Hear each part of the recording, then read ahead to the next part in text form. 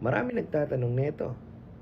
So, lagi nilang tinatanong, "Sir, bakit ba napapansin namin na travel kayo ng travel every time na meron kayong event sa buhay nyo?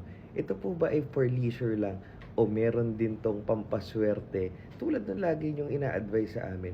Guys, ang sagot dyan ay eto. Ang tawag po dito ay birthday relocation o mga event relocation. Every time we travel, yung ating birth chart ay merong bit-bit na swerte o malas. So kung magse-celebrate tayo ng birthday natin o ng anniversary natin sa isang certain na bansa o certain city sa isang bansa, nakakaapekto ito dun sa mangyayari sa'yo sa kabuuan ng taon mo.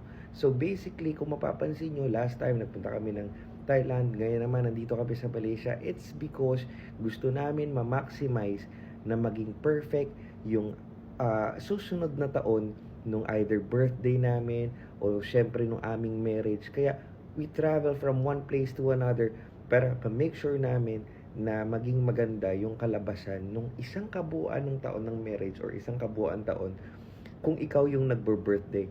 Paano nga ba natin gagawin to? Hindi ko po may tuturo to dito dahil medyo komplikado. But I would suggest po, pwede kayong lumapit sa isang astrologer na gumagawa po ng birth chart reading at tanong nyo sa kanila saan kayo po pwede mag-relocate para maging maganda rin yung inyong taon, yung inyong finances, yung inyong marriage.